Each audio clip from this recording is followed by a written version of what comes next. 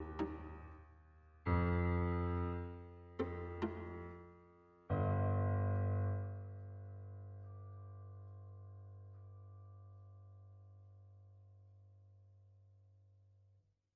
regarding Fair Work Week employment standards for the City of Boston contractors.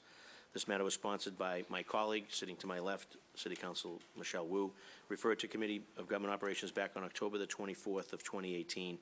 This ordinance, among other things, requires city agencies, city contractors, and subcontractors defined in the ordinance as covered employers to provide work schedules that are predictable and flexible by providing employees with advance notice of work schedules, requiring employers to provide adequate rest time between shifts, requiring that employees are compensated when there are employer-initiated changes to schedules occurring after advance notice period, requiring employers to offer available hours to existing workers first before hiring new employees. A covered employer is defined as the City of Boston as any firm, vendor, contractors, or supplier of goods and/or services to the City of Boston or any of its subcontractors.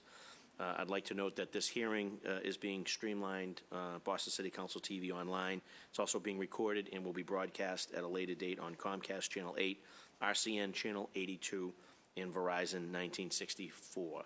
So at this time, I'd like to turn it over to my colleague, City Councilor Michelle Wu, for further opening remarks, as well as to maybe clearly frame her proposed ordinance, as well as what it does and what it doesn't do. I know there's, like everything else, sometimes this misinformation gets out there as well. So I want to make sure that Council Wu has an opportunity to define and describe her ordinance. Chair recognizes Councilor Michelle Wu. Thank you, Mr. Chairman.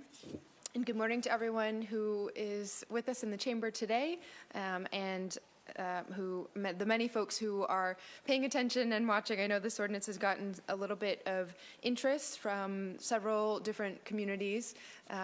My goal here is to engage the City Council in a thorough and inclusive conversation about scheduling predictability in the City of Boston.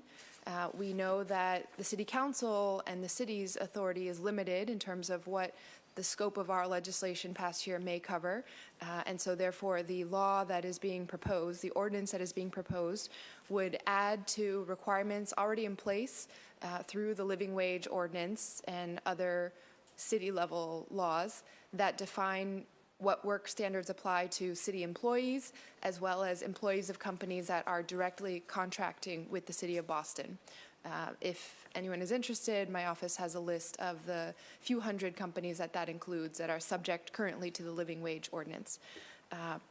What this ordinance would do is require that companies, again, contracting with the city or the city itself, would offer employees the ability to know their schedules ahead of time and have up to 2 weeks at least of notice. Of course, things happen in a company, and whether it's unexpected illnesses or weather events or other unpredictable events, there needs to be flexibility. I know that. I know many business owners have reached out to me about that, and as someone who ran a small business back in the day, I understand how important it is to be able to adapt. What we see now, though, in today's economy writ large, is a trend that more and more workers are now hourly, part-time, or even less workers. They're juggling multiple jobs, and when the unpredictability of their schedules collides with the need to schedule in advance childcare, doctor's appointments, other daily necessities of their lives, it makes it impossible to function as a family, as a consumer, as a part of society in our community. So a few statistics to frame this. Right now, nationally, more than 4 out of 5 hourly part-time workers reported that their weekly work hours fluctuated by an average of 87% week to week. As mentioned, this leads to higher levels of work-family conflicts among the workers. More than half of minimum wage workers say they have to work more than one job to make ends meet, which often leads to problems balancing their schedules. 50% of hourly workers report that their employer schedules them without their input, and among workers of color, this is even higher. So this is about the relationship between a family and their need to have some predictability in how they function. We know, my strong belief is that stable families lead to stable economies, which leads to a stable city. And as we see the increase of hourly work, more and more workers being pulled in multiple directions because of this part-time work, this is a reasonable proposal that would offer predictability to their lives. Certainly, again, changes can happen within that 2-week time frame. If there are exemptions in here for weather-related incidences, for other unpredictable events that may come up. And even if it is not one of those exemptions, there certainly can be changes to schedules within 2 weeks. If it is an employee-initiated change, that is totally fine. If it is an employer-initiated change, there is a provision that the employee would be compensated a certain amount for that change. Again, recognizing that the change is expensive to them. It affects their ability to have their kids, to make their appointments, and to make all the pieces of their lives fit together. So I suppose in closing, I just want to emphasize that much of the conversation about this ordinance to date has been about the not necessarily this language and what it would do, but the larger signal that it would send to Beacon Hill and to state legislators. So I think there's a lot of anxiety in this room about scheduling predictability as state legislation. I would say that, as a person, as an individual, I support scheduling predictability at the state level as well. Certainly there needs to be a comprehensive conversation about how that happens, which businesses are included, what the details are, what time frames, what levels of compensation or incentives are built in. But that larger conversation should not overshadow the fact that when the city of Boston has the ability to act, to make a change that could improve the lives of our residents, the people who live in Boston, the people who work in Boston, that I believe it's our obligation to take that action. So I want to be clear that as we're discussing this ordinance, it is about the relatively limited universe of businesses that we jurisdictionally would be able to reach. However, in terms of the larger issue, I'm happy to be part of those conversations, happy to engage. And finally, I just want to thank everyone for taking the time to be here and to be engaged. I know, again, as a former small business owner, how important businesses are. They're the lifeblood of our communities and our neighborhoods. And I believe that our role on the legislative side is to set parameters that can help shape the balance of business interests, and particularly here I'm talking about larger corporate interests, with the interest and the needs of families and individuals, residents, our residents and our neighbors in the city of Boston. So thank you very much. Thank you, Councilor Wu. I see Director Trin Nguyen has arrived from the City of Boston's Office of Workforce Development. So if you'd like to come down to be the first panel, Trin.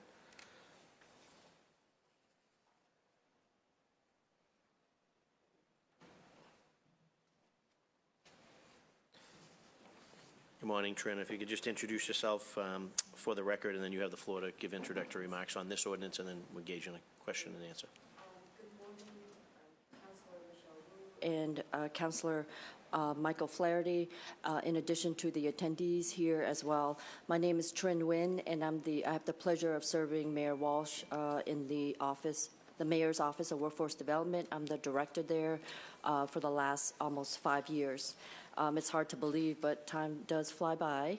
Our office is engaged with community partners, residents, advocacy groups, also employers as well, to design job quality programs and training and education for Boston residents.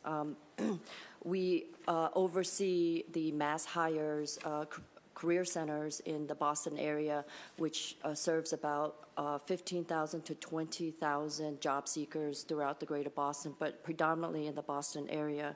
We're also overseeing the living wage ordinance, also the wage theft executive order from Mayor Walsh since 2015 as well. We have designed Boston Hires program, which is to promote job qualities for Boston residents in the city. As we all know, that Bostonians do not have a challenge with obtaining jobs. However, the main challenge is to one of the main challenges to have Bostonians obtain career pathway jobs that provide them with upward mobility, family-sustaining wages so that they can provide for their families and contribute to the economic mobility of the city as well. So that's a healthy city.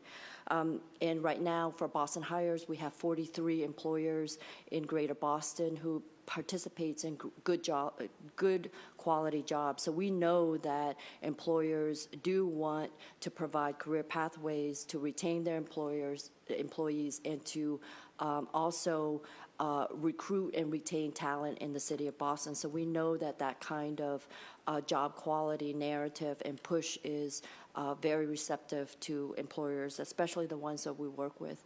So we're here to listen and learn about the ordinance and provide any support and answer any questions you may have. Thank you very much, Trent. A question for you. Obviously, you know that your department, you have a number of great programs. One that jumps out at me is the Boston Hires program. So I guess if this ordinance was to pass, how would your operation with Boston Hires, how would that be impacted by any of the provisions of this ordinance? So the Boston Hires is it's a campaign to promote good job quality good jobs in the city of Boston, and it is aimed at, by 2025, we'd like to hire 25,000 Boston residents in new good quality jobs in the city of Boston, and the city of Boston is one of the major employers for that. Right now we have approximately 3,000 new hires in the program since we've counted the numbers in the last 6 months. So this ordinance will complement our narrative and our message and our principles and values around good quality jobs. However, an ordinance is has a different compliance mechanism versus Boston Hires. Boston Hires is a voluntary program which employers sign up and they do a survey twice a year to let us know how many Boston residents hire at a minimum of living wages and how many of those new jobs that they hired have employer-sponsored benefits. This mandate is actually more compliance structure, so we do have to probably, maybe because it's tied to city contracts, we're probably going to have to integrate it into our living wage ordinance, which is very parallel to the compliance. It wouldn't be much work at all in terms of looking at ways in which we can implement it, but there is a question of how many city contracts will be impacted by this ordinance if it were to pass. Okay. We've also been joined by my colleague, City Councilor at Large, Janice Asabi George. Do you, from your vantage point, so I guess who are the top 3 or the top 5 vendors for the city, and not necessarily like the actual company, but the types of services or vending that they're providing the city? Yep. So we have a broad base of community-based and nonprofits, hospitals, and then the hospitals who have job training programs who obtain our grants, even if it's $25,000 or $50,000 grants. The entire total contract of the city is from the city is impacted by it. So probably ABCD is one of our largest as well, and also our mass hires program, which is our career centers that employ about 25 to 50 to 100 staff at the same time. So predominantly nonprofits, universities. Boston University is a major employer because they also obtain a city contract through the Boston Public Schools. So predominantly nonprofits who obtain it. There are other vendors for waste management, janitorial, and the maintenance contractors as well. So some of that. Those are the major vendors, but as you know, there is a proposal for the maintenance and janitorial contracts that the mayor had proposed, which is to have those vendors and those contracts be parallel to the state prevailing wage, which is not the living wage. So we have state prevailing wages in certain sectors versus municipal, so we have to segment them out depending on who obtains those contracts. Okay. Thank you very much. Chair recognizes Councilor Michelle Wu. Thank you, Mr. Chairman. Hi, Trin. Hi, Michelle. So I just want to go through kind of piece by piece the groups that would be affected and go a little further on the chairman's questioning. So primarily would be city employees, right? So would this change at all any practices that the city of Boston already does? To your knowledge, does the city already, for the most part, offer scheduling predictability to direct city employees? So those who have contracts that are tied to the living wage ordinance, who are doing, who obtains city contracts. So for the living wage ordinance, it is simply about meeting the living wage. It is not tied to flexible schedules, providing a sit down with mainly the lower wage staff to really plan out what their schedules will look like on flexibility, and also schedule so that they can manage their work and life as well. So right now we actually don't have that provision, which is I'm not even talking about living that. wage vendor employees yet. Yep. I'm just talking about direct city. So folks who work upstairs or at 1010 Mass Ave. To the best of your knowledge, do city workers who are paid directly from the city and parts of various unions or bargaining units, is there scheduling predictability? So I have to defer that question to our HR director, Vivian Leonard, and our chief of staff, Dave Sweeney, who operates and who oversees city employees, about 35,000 of them. We only work with compliance, living wage ordinance, grants management on the federal and state grants and the one-stop career centers. So I would have to defer that question to Dave. And so going back on the living wage ordinance and the what that covers, so your office very helpfully sent over a list, which I'll share with my colleagues and anyone else who's interested, of 389 vendors who were categorized as living wage contractors in FY18. Does that sound about right? Yes. Okay, so, and this would be essentially, the ordinance was written so that it would fit very easily with the same compliance mechanism, as you said. Correct. So the intent and the goal is for this list of companies to be the same that would be affected by the additional requirements about scheduling predictability. Yes, I mean we would probably have to add another compliance measure to the living wage ordinance, probably another form that they have to fill. So the challenge of that wouldn't be it would not be a lot of work to do that, but the real question is how would an ordinance like this impact all city employees, which is very different from, city vendors. obviously the city vendors pool is much smaller than city employees in the city of Boston. How many employees do you think is that city vendor pool altogether? About 3,000 to 4,200, depending on the size of the contract and each year. The Living Wage Advisory Council is working to expand the living wage ordinance to quasis, which are, the Boston Public Health Commission, the Boston Planning and Development Agency, the Economic Development Industrial Corporation. Those are what we call quasis, and the Boston Housing Authority, for example, those are what we call quasi state, and so they're quasi city, and so they're not necessarily subject to the living wage ordinance. But So right now we're slowly trying to have conversations with the head of those quasis to get them involved in the living wage ordinance. Meaning expanding it to the companies that they're contracting, their vendors. Correct. Okay. We're also having conversations about having city-owned land leases and lands subject to living wage ordinance. And so once you expand that pool, then you start to talk about impact and the numbers.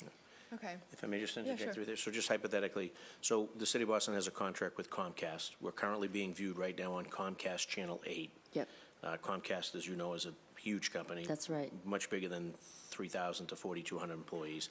Yeah, And they Comcast's not say on they here. currently have, so they have a technician or one of the workers, male or female, that's going to repair, and it's a part-time position.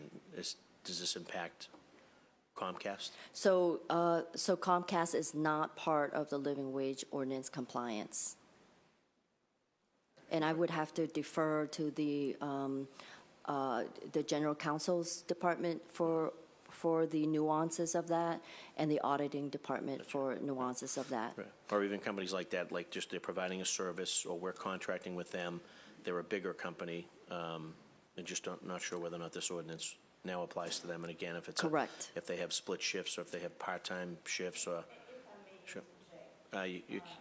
You cannot do that, but it's at the appropriate time, ma'am, you'll have an opportunity to be heard. That's correct. Yes, we're going to have, yep, there'll be public testimony. You have to sign your name and affiliation on the sheet. All right, well, you can do that, so that there's another sign-up sheet over there, ma'am, if you feel free to fill out that information, and at the appropriate time, I'll be calling for public testimony, and you will have the floor. Thank you. Actually, your name is on here, so you're covered. So as soon as we get to the public testimony portion, you will be called. Not a problem. Okay. Gotcha. Very good. Thank you, ma'am. So, Trin, if you could follow up on that. Great, thank you. Very good. Any other questions, Councilor Wu? Sure. So there were some specific questions that representatives of different associations had brought to me about what would be covered, and we talked about this specific list, but I think it could be helpful to just push a little bit on what you were saying. So across the street, for example, Faneuil Hall is city-owned, leased to the BRA, and then leased again to Ashkenazi, who then has the master lease and finds all the specific vendors. But each of those food operators or businesses in Faneuil Hall are not currently subject to living wage. Correct. Unfortunately, no. And is the push that you were mentioning about trying to expand that to city-owned land that is leased, that would then incorporate them as well? Correct. Interesting. Okay. And there are some legal nuances about lessees and subcontractors versus subcontractors. And so our law department would be much more equipped to answer some of those questions. Are all the and I'm going to ask it anyway, so feel free Sure. to say that I should talk to them, but are all the 389 vendors on this living wage contractor list direct contractors then and not the subs? Direct contracts, yes, of course. Okay. And do we know how many of these actually perform the work with subcontractors or sub-vendors? I could get that information for you. Okay. And do you all have, you have the breakdown vendor by vendor of how many employees they have? Yes, and in the last 3.5 years, we have been we have been organizing the data we're collecting to include socio-demographics, census tracts, so that we'll know who lives where and how many people have been impacted by it. And we're trying to obtain data around race as well, so that we'll know what the impact, how it impacts the hardest to hit communities in Boston. Okay. Okay, and then my last question is, so what is your general view of the ordinance and whether this should be implemented? I think that it is something that we support. We love to listen and learn about how it's impacting businesses and employers, because obviously they are a big stakeholder in the city of Boston and for our work, because at the end of the day they hire the residents of Boston. So it's important for us to listen and learn. Ma'am, thank you, ma'am. Appreciate it. And then we can then talk about what the impact would that be. We would run some numbers on the vendors, the contracts would be impacted, and also how many workers would be impacted by it. We would also like to roll out some kind of evaluation like we did with UMass Boston with our health initiative, health impact assessment that we did 3.5 years ago with the Boston Public Health Commission. And so just looking at the impact and trying to make improvements to the ordinance if it passes. But yes, we do support it. Okay, thank you. Okay. Thank you, Chair. Recognize the City Councilor Anissa Asabi George. Thank you, Chair, and I'm curious about the impact on the Boston Public Schools and substitutes in particular, because many subs are called in the night before or the morning of to cover a teacher that is not in school that day. Yeah. So we do have a contract with Boston University working with the Boston Public Schools on a summer leadership institute. So that's the only contract that we have under the living wage ordinance. And this isn't about, I understand, the living wage ordinance, but we're talking about city vendors in which we have jurisdiction over compliance. And so that is not that is not covered under the living wage, meaning all of Boston Public Schools vendors and contracts are not all covered under the living wage ordinance. But what about individuals who are basically per diem employees? And there is there are building subs, for example, substitute teachers, but then there are per diem subs that aren't assigned to a school but get a call the morning of to fill in for someone who's absent. Unfortunately, that is not covered under the living wage ordinance when they have their subcontractors, only to their main contractors and vendors. So if they were subbing that out and they were contracting that out, that is not part of the overall compliance structure that we have. Furthermore, not all of Boston Public School contracts are subject to living wage ordinance. There are some exemptions under goods and services. Okay, these are employees, these are individuals, though. Correct. I think through the chair, that the Yeah, if I sponsor can take a answer crack the at it. question. So basically the section of the ordinance that would define that would be a combination of the definitions of covered employer, which includes the city of Boston and any firm, vendor, contractor, or supplier of goods, which is basically the city, including all of its departments, including BPS, as well as all the vendors that Trin's office oversees. And then if you go to page 3, section 4.9-4, upon hiring an employee, a covered employer shall provide an employee with a written good faith estimate of the employee's work schedule. And so basically this is about not having last minute changes to the schedule, but a sub by nature, when they sign on to the job, their good faith estimate, the prediction of what their schedule will be, is that's the nature of it. So this Correct. is less about, this is not at all about that type of work, and more just if someone has a schedule, it can't be it needs to be a good faith prediction of what their schedule will be, and it can't be changed at the last minute solely because of the employer's needs. Thank you. Any other questions? No, I'm good, thank you. Thank you very much, Trin. If you could just stay with us in the gallery, we're going to go right to the second panel. And then we have some time sensitivity. So Bob Luz is here from President, CEO of the Mass Restaurant Association. Ryan Kearney is here from the Retailers Association. We're going to ask Jeremy Thompson, Senior Policy Analyst, Massachusetts Budget and Policy Center, to come down as well.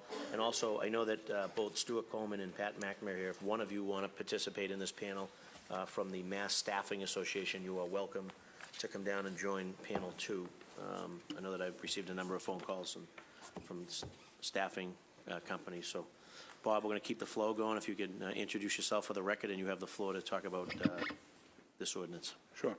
Thank you very much, councilors and chairman, for having us here today and listening to us and calling upon us. I am Bob Luz, President and CEO of the Massachusetts Restaurant Association.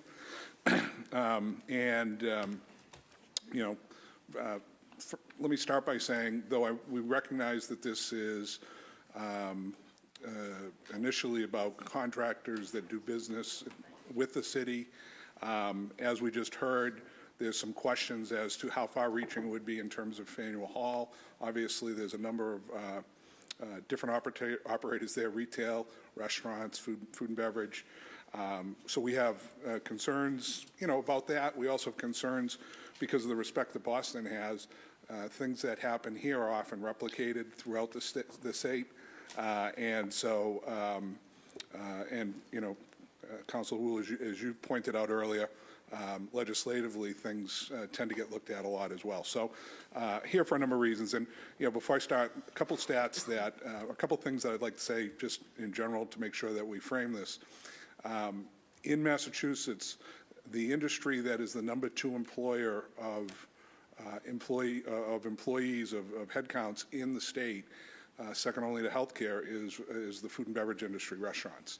And so we number over 300,000. We're talking about a significant amount of employees.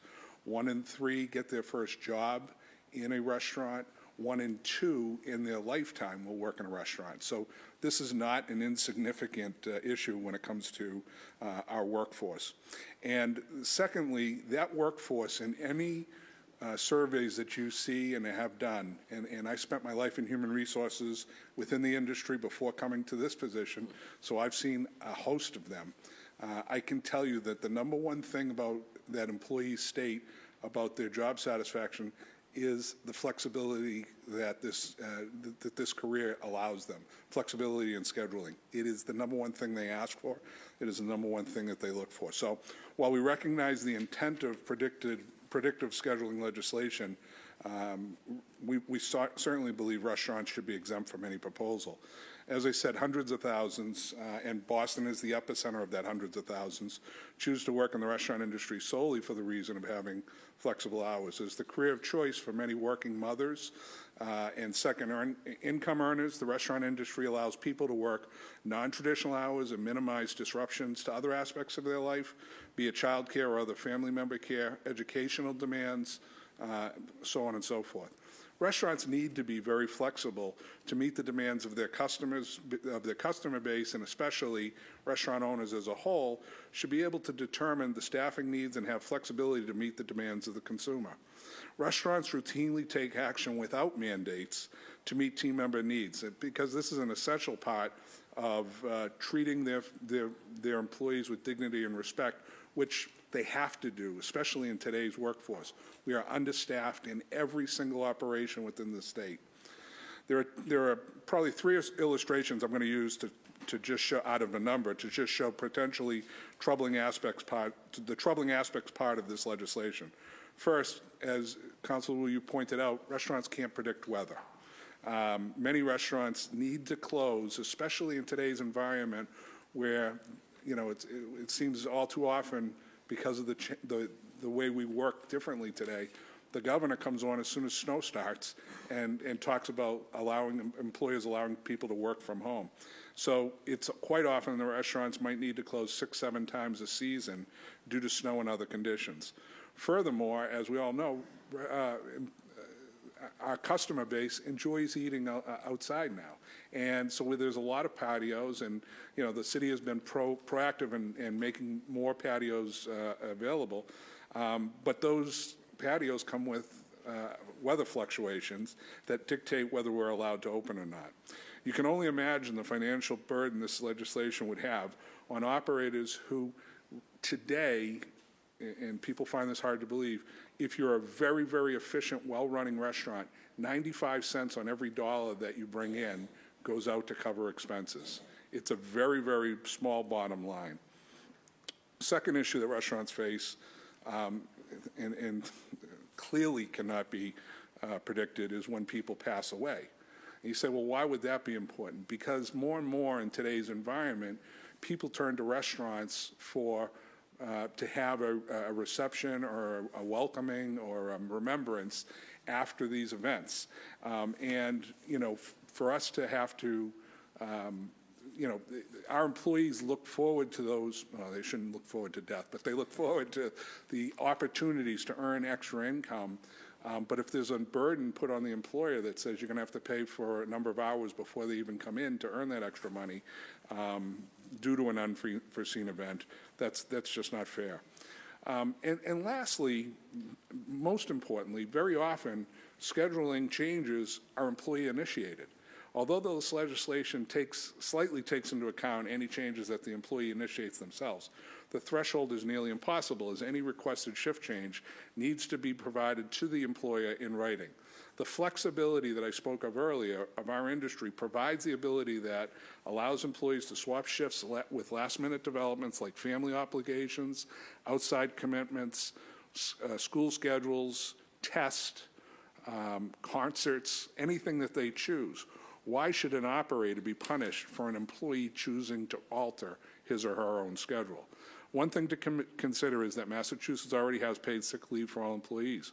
Employees can call out sick anytime that they want, and really without providing a reason to the employer. Within the sick law, employers cannot make employees find replacements for their lost shifts.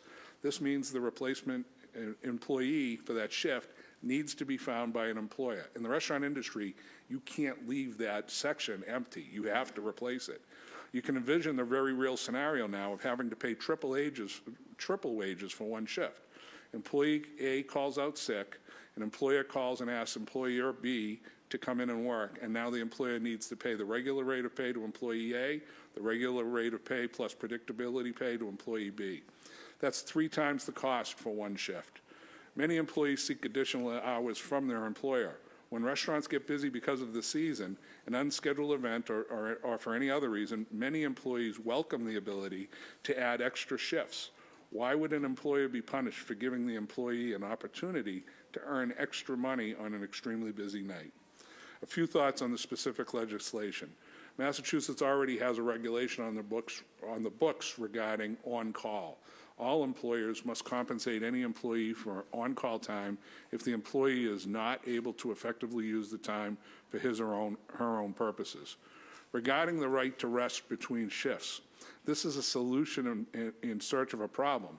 Many workers choose to work shifts in close proximity to each other to minimize impacts or to ensure consecutive days at home. Just like a nurse may choose to work a double shift as to minimize the number of days in a week he or she reports to work. College kids who have multiple shifts on weekends do so because their class load will not allow them to work during the week. It's their choice. Why should there be a disincentive to allow these employees to work these shifts? On behalf of the MRA, we believe that restaurants should be exempt from any proposal that micromanages how the operation should be run. Restaurants have only 14 meal periods per week and 5 hours per day. They need to be properly staffed when customers come or customers don't come back. Thank you very much. Thank you, Bob. We've also been joined by my colleagues, City Councilor Mark Siomo and City Councilor Matt O'Malley. Welcome. Good to see you. See you as well. For the record, my name is Ryan Kearney. I am General Counsel of the Retailers Association of Massachusetts. Our association is a statewide trade association of approximately 4,000 members representing the retail, restaurant, and wholesale sectors of the retail industry. RAM strongly opposes this proposal, which will significantly impact businesses by interfering with existing employer-employee relationships, removing the flexibility of current scheduling practices and imposing unnecessary costs in the form of predictability pay requirements and also compliance penalties. We're also concerned about the impact that the mandate will have on Boston's taxpayers, who ultimately will be holding the bill to pay for these increased costs on city employees and contracts.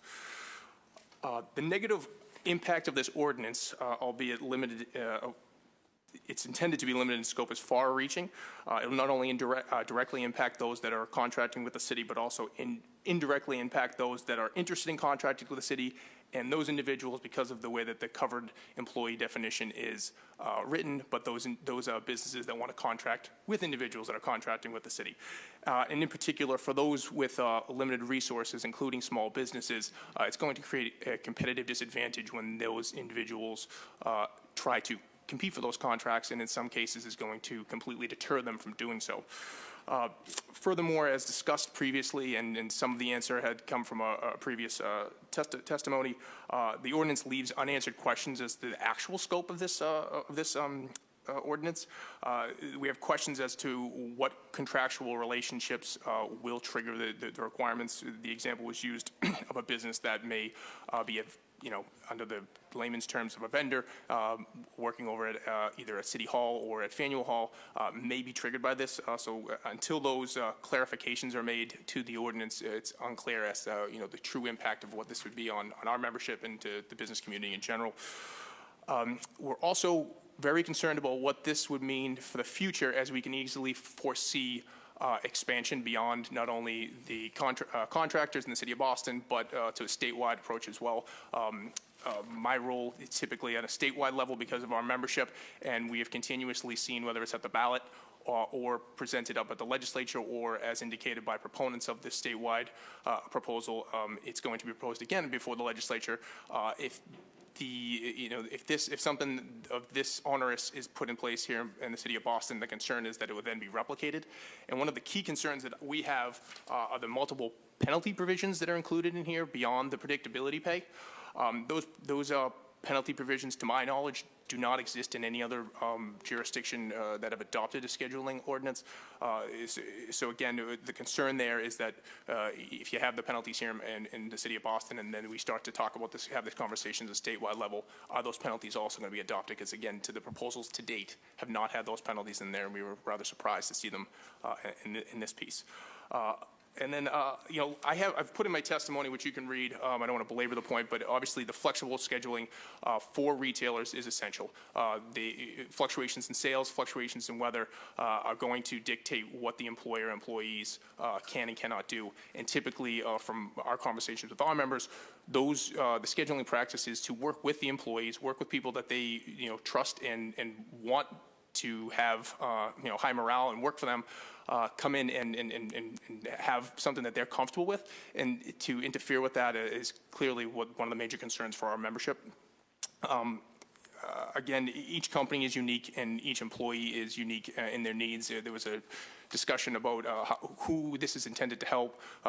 Councilor Wu put that quite clearly, but there's also individuals like the elderly that are trying to augment their retirement. There's also high school and college students that are trying to mitigate the cost of higher education. Those individuals need to be taken into consideration of this as well. And what we've seen when these scheduling mandates are put into place is especially particularly in the retail industry, is the employers are forced to hire more part-time employees rather than less in order to comply with the mandated schedule and make sure that schedule is covered and not have to worry about replacements. So again, the concern is that you're going to end up hurting the individuals that you're trying, and this is even with the offer for hours. I mean, you put those hours out there. Once that 72 hours is up and the individuals have not responded and there's not anybody available to work, they're going to have to bring on another part-time employee. And my expectation is they're going to keep that part-time employee on the payroll thereafter. And it's going to result in less hours for the entire workforce. So with that, for those reasons, RAM is opposed to this ordinance, and we look forward. If there's any questions you'd like to ask, we'd be more than happy to help. Very good, thank you. Ryan and Jeremy, if I could just skip over you, we're going to do staffing, and then we'll come back and you can back clean up if you don't mind, so. Coleman. I work with the firm Winter Wyman. I'm a partner there. We're a staffing agency. I'm also the vice president on the Mass Staffing Association board. We also are seeking an exemption for the Staffing Association. We'll get into that real quickly. I was struck when Mr. Lutz was speaking. I waited my way through college, waited tables to pay for college, and it just sort of hit me, without the flexibility from both parties, that could not have worked. I actually worked in 2 different restaurants to be able to maximize, and without all parties being able to do that, it just couldn't have worked. As an agency, the staffing agency can be a little unknown to a lot of folks. So proper staffing agency, these employees are W-2 employees of us, so we pay their taxes, their W-2, they get all the deposit, all of those sort of things. By definition, the work is interim and unpredictable. So Councilor was talking about having a substitute teacher in for a day. It's very similar that way. In any of your guys' offices, if somebody was suddenly taken ill or had to go out unforeseen, that work still needs to get done. And the way that a lot of the provisions are written, it would either be difficult or impossible to get somebody in a timely manner. And I think that would be a hardship for everybody. I'm particularly concerned, I think, about the employees that would have to wait, if there was any way to implement it, weeks or at minimum 72 hours to begin an assignment, because we had to go through all the other machinations of it. I can tell you the number of times we'll have to take a gift card, like a credit card, to somebody so that they can afford to buy their T-Pass to get to work. And so the idea of them, 72 hours doesn't seem like a lot, except for people that can't wait those 72 hours. As an association, we employ 30,000+ employees in the state every day. And one of our big concerns, and we are submitting written testimony, so it'll be way more concise than what I'm giving today. One of our big concerns is the way that it is drafted, and the employer definition and the employee definition would sweep up sort of every staffing agency that does work with the city and anyone else that they do work with just by definition. So we are concerned about that as well. I think I'd like to talk more about the practicality or possibly answer questions for you guys as far as what the concerns are from the staffing side, if there are any. So we're going to, we'll get into a Q&A. We're just going to finish the introductory panel marks, and then, so if you have anything additional, you can do so now, and other than that, we'll engage in a question and answer after Jeremy Thompson makes his presentation. No, that would be good. Like I said, I think our written testimonial will enumerate all the points, very similar to what the other gentlemen have. But earlier, you guys were sort of getting into a little bit of how would this thing actually work, who does it affect, and I'd love to be able to talk more about that. And we will definitely do that. So we've also been joined by our colleague, City Councilor Ed Flynn. Jeremy Thompson, welcome. I appreciate your patience, and you have the floor if you can introduce yourself for the record. Hi. Yeah, good morning. My name is Jeremy Thompson. I'm a senior policy analyst with the Massachusetts Budget and Policy Center. Mass Budget is an independent, nonpartisan research nonprofit focusing on policy solutions that improve the lives of low and middle income people in Massachusetts. Among these policies are so-called fair workweek laws, which a number of states and localities have enacted in recent years, covering nearly 2 million workers. I want to thank the committee chair, Councilor Flaherty, for inviting me to testify today, and Councilor Wu for sponsoring the ordinance. Fair workweek laws seek to address a growing problem in the workplace, the adoption of practices that prevent many workers from enjoying stable, secure schedules. Workers in many occupations often have shifts assigned to them less than 1 week in advance, and their schedules can fluctuate wildly from one period to another. This, as has been noted, can make it challenging for workers to arrange childcare, take themselves or their family members to the doctor, attend classes, or work a second job. Workers with erratic schedules face large swings not just in when they work, but in how much they work, leading to significant income volatility. Daniel Schneider of the University of California at Berkeley and Kristen Harknett of the University of Pennsylvania run the SHIFT project, which has been publishing groundbreaking studies on the relationship between work schedules, worker health, and family well-being. Their 2017 study of retail and fast food workers found the following. Half of workers surveyed said their household income varies from week to week, with a typical worker experiencing a swing in earnings of 34% over the course of a month. This income volatility is much more prevalent among employees whose work weeks vary than among those with stable work weeks, and it's also much more prevalent among the households of Black and Latinx workers. Workers with volatile household incomes are more likely than workers with stable incomes to have trouble paying bills, to lack confidence in their ability to deal with a sudden high expense, and to turn to high-cost financial alternatives like payday loans and pawn shops. Other research on unstable schedules has found adverse effects on worker health and child well-being. Workers who receive their schedules 1 week or less in advance are more likely to report poor or fair health than workers who get more notice. And unstable scheduling can make it hard for working parents to arrange childcare and to monitor homework and participate in bedtime routines, both of which have been shown to be important for healthy child development. Research has found these problems across a wide range of occupations, but they are most prevalent in service jobs like food service and retail sales, and blue-collar jobs like construction, repair, and manufacturing. As evidence of these problems has grown, so is research showing the benefits of fair workweek practices, and not just for workers. Fair work weeks can also be better for businesses, as they have been found to boost employee morale and increase sales and labor productivity. A randomized control study found that stable scheduling increased sales by 7% and labor productivity by 5%. The Fair Workweek Ordinance would allow the city to leverage its considerable purchasing power to ensure that workers and their families and businesses benefit from fair, healthy schedules. Thank you for hearing my testimony. Thank you very much, Jeremy.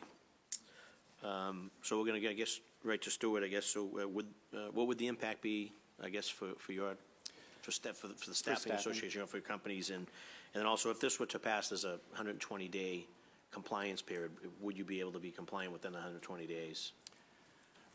First of all, how would it impact staffing? I think by definition, the staffing it just simply couldn't comply. That's one of the concerns. Often a client will call and say, so-and-so had an accident and I need to supplement the work immediately. And that work literally is the next day. So when an employee comes to our agency and they fill out paperwork, they're ready to go, by definition of what is in the ordinance right now, we'd have to give them 2-week advance notice, which is impossible.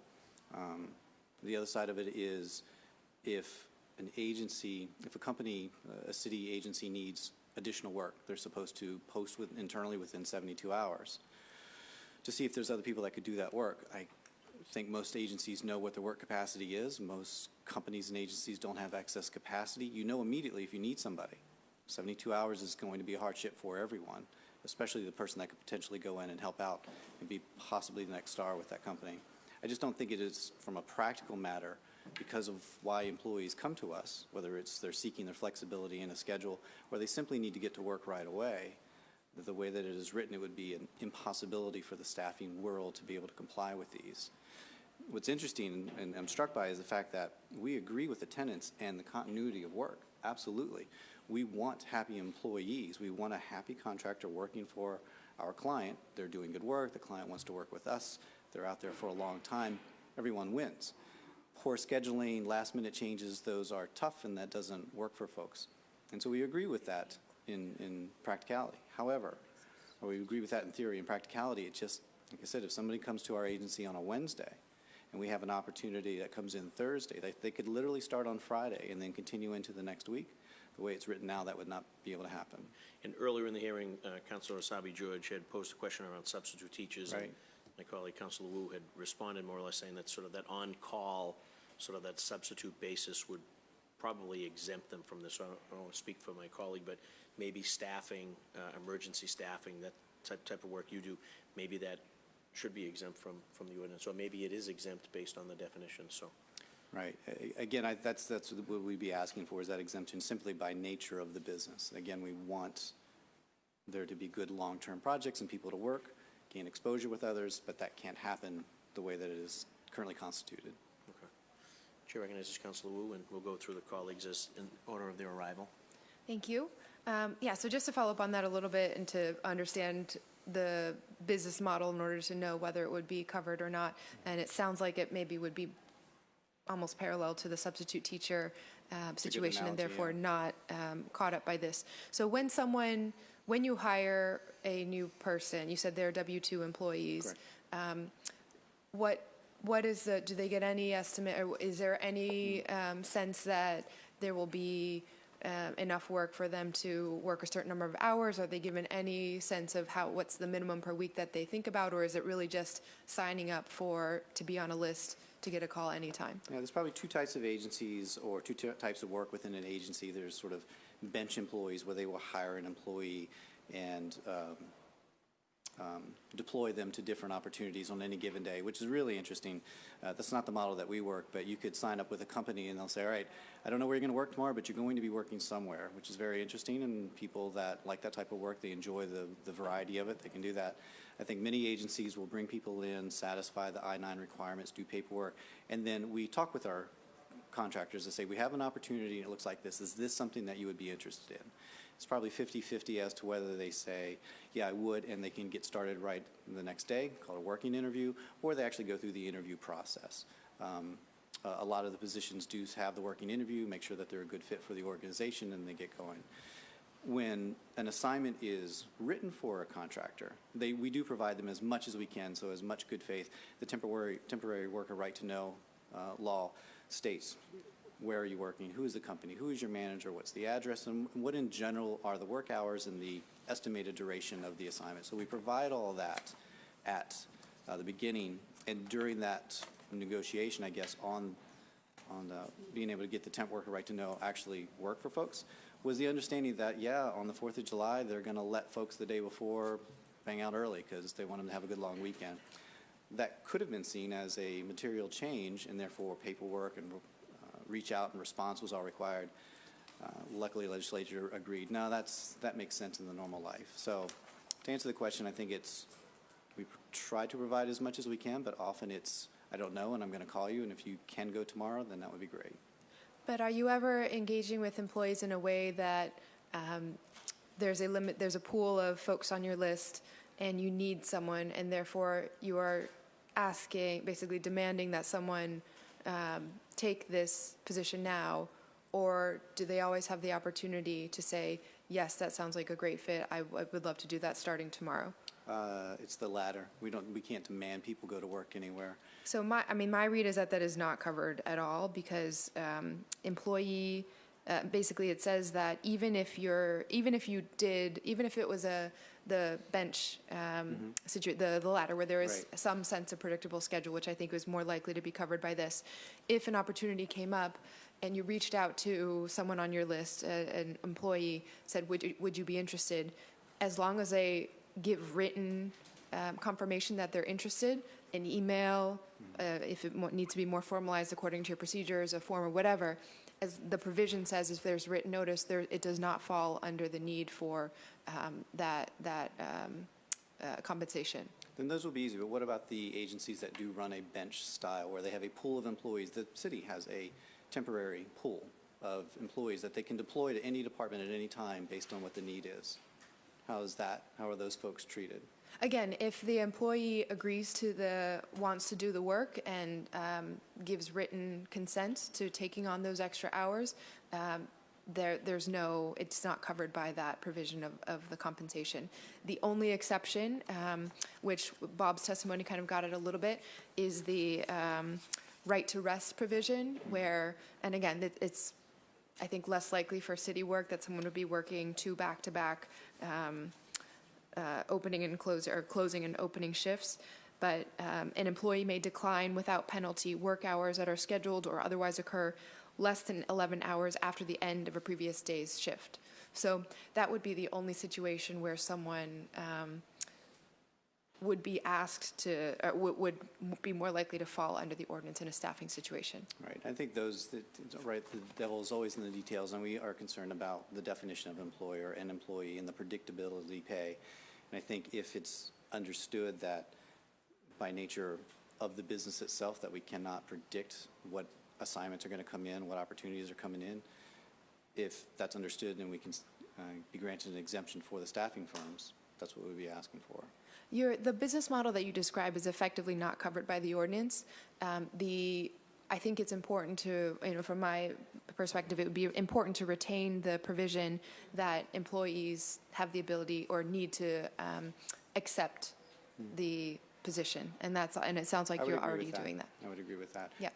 Again, we always worry about, is it specifically enumerated? So if there's a way to be able to state so that there's a comfort level. And again, we provided the written testimony, we can have the back and forth on that. Sure, yeah, and that's the talent of our committee chair here, is overseeing those types of conversations. I want to respect everyone, so I'll do a quick round of everyone else. So Bob, we already talked, and I so appreciated our earlier conversation.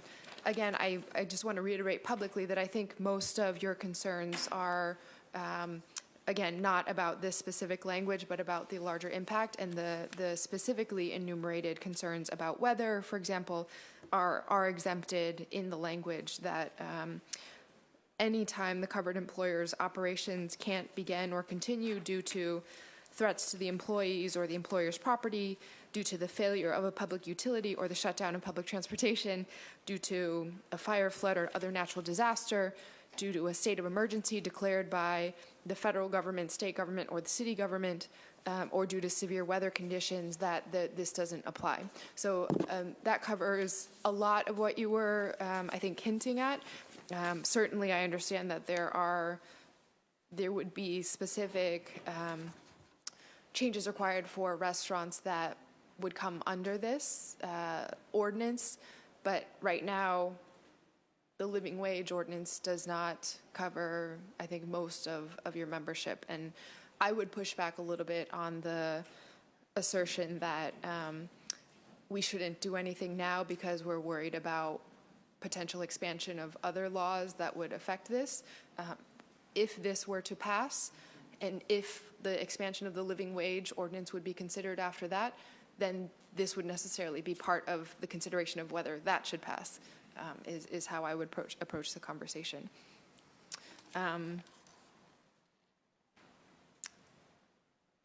Do you have a sense of how many of your members specifically are on that list at all? Or did you get a chance to look through and see if there were any of your members that would be directly included? Yeah, there are a couple members directly on there, but again, you have businesses like the coffee shop downstairs, 1010, you have facilities at golf courses, if you start to look at all of them, they're more come into play. The other thing is, rain is not a severe weather and not an emergency type of situation. Normal snowfall is not. We're not just talking states of emergency, and we're talking about just regular weather that dramatically impacts all of these folks. So, the other thing is, I guess I'm concerned. I'm confused. We're talking about the living wage, but point C is covered employer.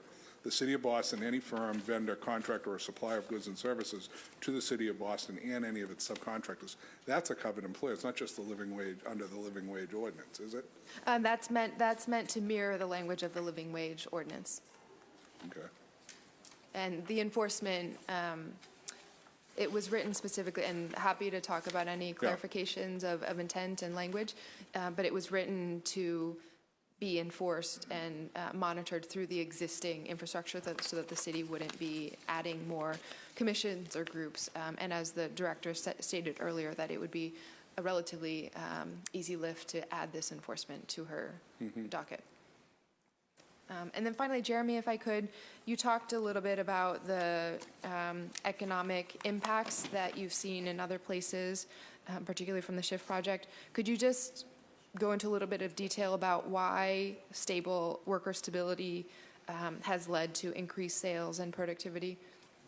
Well, I think it's down largely to a question of morale. It's encouraging to hear the retailers and restaurant associations talk about how much they value their employees' input and how much they want to have schedules and workplaces that meet their employees' needs. So it turns out that when you offer employees stable schedules, more often than not, you are meeting a key need of employees, and they respond to that by being happier, being more productive, being more committed to the work. And I know that the Gap, I don't have access to the data right now, but the Gap company actually ran an experiment over the better part of 2 years where it moved from more unstable schedules to more stable schedules and found great results. And I'm happy to share those results with the committee when I get back to my office. Great.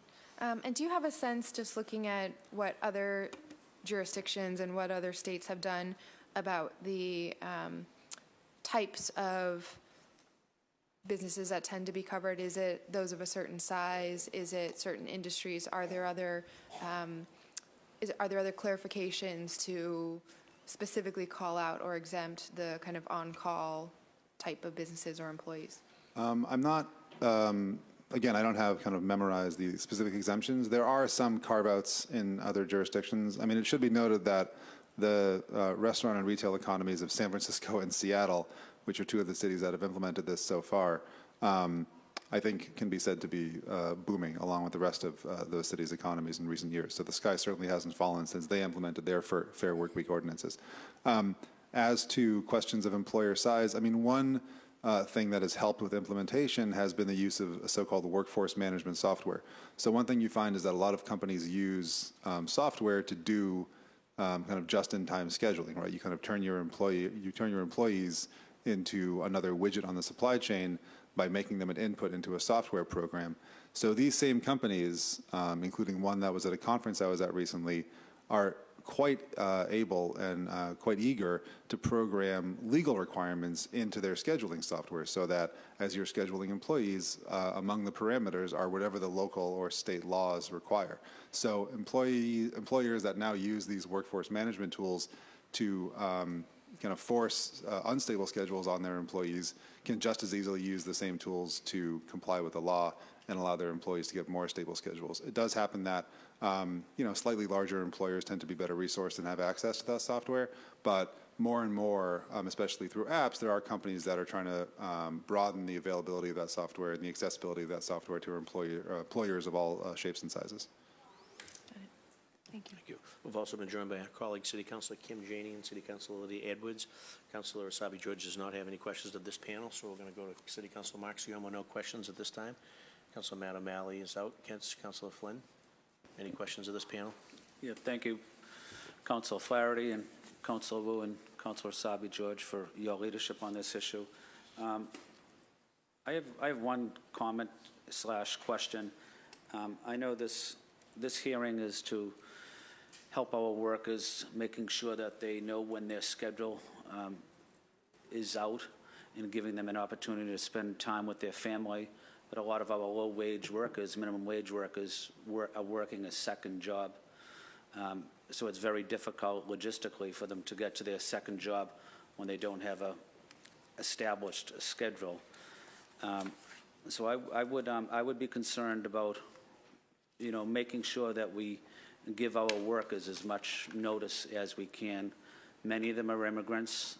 Many of them English is a second language. I think we can come up with some type of solution that works for everybody. But I come from this position as if it was a family member or a friend that didn't have an established schedule. Would you want that to happen to your own family? So I think making sure our workers are treated fairly, they're treated with respect and dignity. I think we can move in that direction, and giving them an opportunity to exactly know when they're supposed to work, the time they're supposed to work. With people with 2 and 3 jobs, if you don't have an established schedule, it's very difficult. So I want to thank my colleagues for working on this issue. But if you guys can take a second look at that, making sure that people that are working a second job, a third job, or a first job make a minimum wage, give them an opportunity, work with them, give them an opportunity, and let them work hard so that they can get in the middle class. But don't give them a schedule that's unworkable for them. So I just want to say thank you for taking my time, listening to my concerns. Yes, thank you, Bob. So two things I would say. First of all, predictive scheduling, while it's not in every employer today, it is in the vast amount of employers today because we have had to move that way as employers, whether we wanted to or not. We've had to do that because if I am not a good, fair employer, if I don't take your concerns into account, I'm not going to have you as an employee. Employers cannot, in today's economy, live like that. So whether they wanted to be good employers or not, they've had to really move towards predictive schedules in the vast majority. There are bad examples of bad employers, and we can't manage to those few. That's my one concern. Secondly, to your point exactly, I will tell you one of the really significant changes, which I think is a very positive and addresses exactly what you're talking about, Counselor, is the fact that in today's world, you're seeing people or restaurants, I'll specifically talk about restaurants, but I'm sure the same is true in the retail world, that operate across the street from each other or right next door to each other, who coordinate schedules so that it can exactly do that and accommodate those needs. So they'll say, look, you employ Joe or Cindy, I employ Joe or Cindy, let's coordinate schedules so that we can make this work for both of us. And, you know, if you went back 10, 20 years ago, they were fierce competitors that would never think of doing that. So it's occurring more and more. Again, it doesn't happen every single time, but I think in the vast majority of times it's now occurring. No, thank you. I appreciate your comments and concerns. I do hear from a lot of my constituents, especially in Chinatown, that do work in the hospitality field, a lot of elderly women, Chinese women, and you know they'll have the phone next to them all night waiting for a call, whether they're able to work or not. I think that is very unfair, that someone has to live their life that way, knowing when to go to work and if that work is not there. I just want to, hopefully we can all be on the same page that when, especially the elderly, especially the people with disabilities, communities of color, low-wage workers, let's give them as much notice, let's give them more opportunities so that they can be productive and hopefully get into the middle class, that they don't have to work 3 jobs, making sure we pay our workers a decent wage. But it all comes back, in my opinion, is treating them with respect and treating them with dignity. And I'm confident that you guys are able to, are able to do that. We agree. Thank you. Thank you, Councilor Chair. We've also been joined by our colleague, City Councilor Josh Sakam. Chair recognizes Councilor Kim Janey. Any questions of this panel? Just a brief statement. Thank you, Mr. Chair, and I also want to thank Councilor Wu for bringing this forward. I share many of the concerns that Councilor Flynn has already stated. As someone who has seen this issue up close and personal with people who I'm connected to, people who live in my community. Case in point, a immigrant with very limited English, working in a field, janitorial services, has no idea from week to week when he will be scheduled to work. This has had a huge impact on his ability to be able to schedule doctor's appointments, to be able to do family events, the high school graduations of his children who live out of state. And so not being able to plan is very difficult for folks. And while maybe most employers are doing the right thing, there are people in our community who are very vulnerable to taking whatever conditions that they're given because they're just grateful to have a job and grateful to be in this country. And, they deserve better. And we need to make sure that they can participate in different things that matter to them, whether they're family events, whether they're things, appointments that they need to adhere to, but also that they're able to do so and not fear, if they request time off because they don't have a predictable schedule, that they will be punished for that. And we need to make sure that they have the opportunity to work, which is what folks want to do, but they can also have a life and take care of their families. So this is, I think, a very important issue. I'm really grateful that we're having this discussion and hopeful that we can come to some sort of a resolution. So thank you. Thank you, Councilor Janey. Chair recognizes Councilor Lydia Edwards. Any questions of this panel? Yeah, just a couple. So I wanted to first say that I wanted to thank Councilor Wu and her leadership on this particular issue. I think what it also is demonstrating that the City of Boston, as city councilors, we need to follow where that money is going and how we're contracting and making sure that we're not supporting with our tax dollars and our stewardship an economy or oppression of workers in any way, shape, or form. And in as much as we can push for higher standards, I agree with Councilor Wu that we should be. I've worked as a temporary worker my husband is a small business person and has definitely dealt with the issues of whether if he can get the money in, that he can go ahead and provide additional hours for his workers to continue to go on. So this is not something I'm unfamiliar with. I mean, the stress of small business individuals and wondering if you will get paid in order to pay others, not even to make a profit, is something that I'm intimately familiar with. And so instead of figuring out where we disagree, I would prefer that those on the panel who are particularly concerned about this, I would invite you to come up with them with some solutions about predictability that you think from a small business perspective is possible, if this is not the way or if this is too concerning to you. When my husband and I were thinking about it, we thought, well, would it be easier for us to come up with a minimum amount to pay somebody to make sure that he or she is available even if we can't provide them that work for the entire week? You know, almost like a quota where we're basically paying you minimum wages, $400 a week, but to make sure that you at least are available in that time. Are there ways to come up with creative ways to compensate somebody that basically is acknowledging that their flexibility is what makes your business or their business flourish? A lot of staffing agencies are in the business of flexibility. That's, I think, what a lot of people are concerned about. So what is, with that business model, how can you compensate workers who are giving you that kind of flexibility over their lives?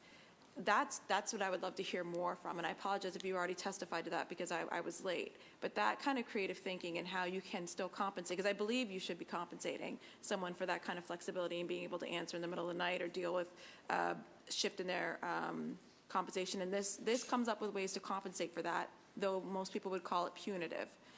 I'm wondering what kind of carrots are you willing to offer to give flexibility that would actually allow for you to still have it? Anyone think about any? Good, Ryan. I mean, I guess one thing that I feel is getting lost here is the best practice. This is pretty much the best practice already in the industry. You need to have enough employees in your place to operate your business, and that's what they schedule the time out. Everybody that I've talked to is either does 7 days or 14 days out. For the small mom and pop shops that are, our majority of our members are 10 employees. There's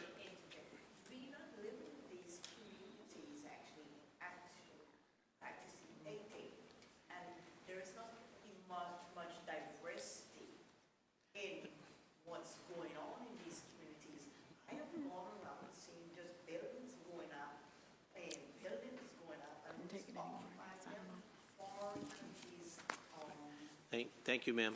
Appreciate it. Thank you. You'll have an opportunity to be heard. You're on the sheet. Go ahead, Ryan, finish your thought. So yeah, I guess what I was trying to get at is, so these small businesses that have 10 employees, they're small families. If you have someone that's disgruntled because they're not getting enough hours, they are going to leave. You're going to be left holding the bag and trying to figure out how you're going to have someone staffed. On the larger end, we've had national companies that have taken resources and put it into software and into applications, not stuff that this gentleman was talking about, but actually geared just to their membership, that they can reach out to every one of their members and their associates and say, I have extra hours for you, would you like them? Those people and the small businesses and the large businesses that have made these investments, that are doing the right thing, are now going to be penalized for what the people that are not doing the right thing are doing. And I guess that's the problem that we have here, is that it's overreaching and it's impacting the people that are doing the right thing. Can I quickly respond?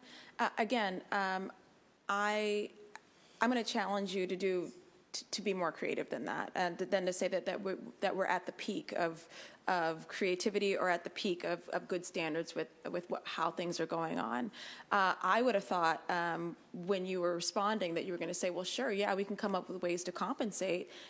If we're using city dollars, maybe that should be built into the contract for city services. I mean, I would have loved for that kind of response about how the city can be part of helping. If you're really demonstrating the loss in income due to certain standards the city wants to put on, then I would have thought the industry would respond, well, then compensate us for that loss so that we can pay those workers for their flexibility in a way.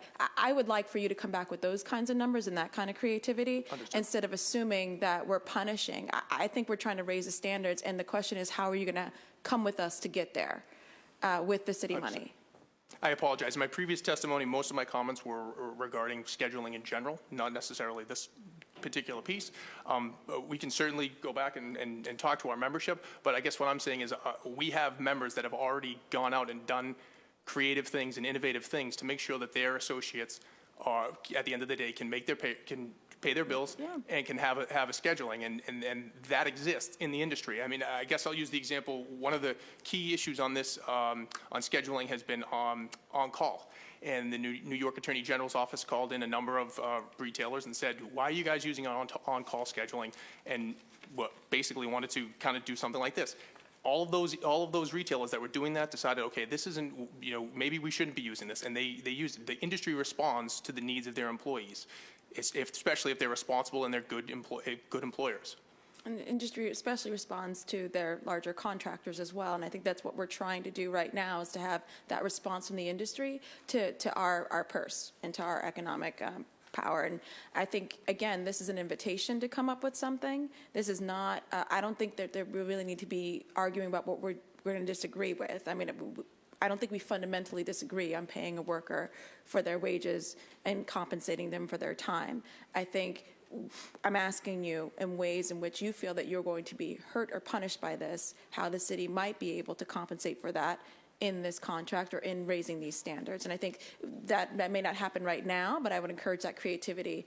And if there are already best practices out there, to see how that becomes not just best practices, but industry standard. Understood. Thank you. Thank you. You had mentioned that you had done temporary work in the past. Mm-hmm. I think a lot of us have. The city doesn't have one contract with just one agency. There's multiple agencies that can contract with the city.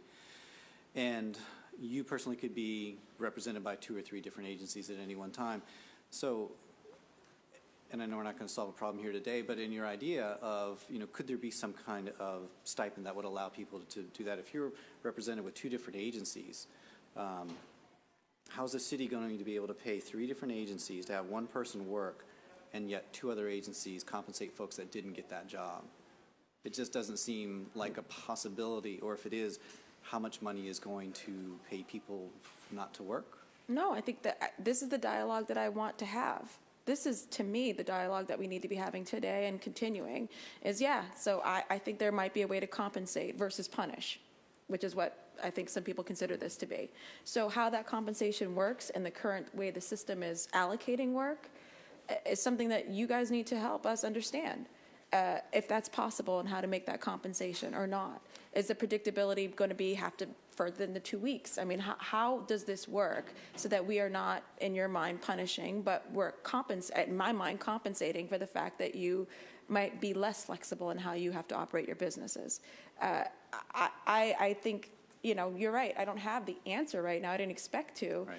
But I would prefer this dialogue than an oppositional one. Right. So I represent the staffing associations and work for a staffing firm myself, and certainly my personal point of view is that the market forces at play currently are working, because I will have Are working? Are working, Okay. and that I have a candidate that is registered with me and 2 other agencies, and this is a great candidate, and I desperately want to get that person out to work because they have a good work ethic or a great personality or whatever. But if I can't do it, one of these other agencies is going to. That candidate is going to find work simply because they are registered with a couple agencies that are providing them with this sort of flexibility that, hey, we have a client. I can tell you how many candidates I will have an offer for, but they'll get an offer from another company that's just a little more whatever. The company's better, the hours are better, the pay's better, it's closer to home, so they don't have to take the job because I want them to take it. So in historically low unemployment and in the supply and demand where it's out of whack, it's working for the employees. If you want to work and you have any desire to have a good work ethic, these guys will absolutely back that up. I think that we want to hold on to you. There's work to be had. There's work to be had, and we're going to hold on to you as an employee for dear life. As Mr. Lett said, I'm going to work with the restaurant across the street just to figure out how can we get this person to work for both of us, because, God, they're good. And that's not management. That's the busser. You got a good busser, that's critical to the restaurant industry. Right, and I think my response to that would be, again, coming from a perspective of being a government steward of our city funds, the fact that the market now is working as you say, it's an employees market, as I think you're describing it. And some may disagree with that. But the fact that the market is working right now for employees isn't really where my point or my goal. It's to make sure that the standard is the standard, and it's a good one, regardless of how the market is moving. And that's right or wrong. That's the perspective I get to have as a government official. You do not, right? You are going to be looking at the market in a different way as business owners, as representative of business owners. It is those perspectives that need to be at the table to come up then with a solution that assures that we have standards that are sustainable, but that one recognizes that we have a job to do as city councilors to make sure that city money is not going to assure, or is going to assure high standards. Understood. That's all. Good, Bob. One thing I just want to make sure is said. In many ways, what I'm saying is not defensive of owners and of managers in the industry. Mm-hmm. It's, in fact, defensive of the employees that reside within the industry today. And by that, I specifically can refer to, and this was prior to when you were in here, Councilor Edwards. In my prior background, I ran HR for very large restaurant companies before I did this job. Constantly, we did surveys with employees to say, what do you like, what you don't like, so on and so forth.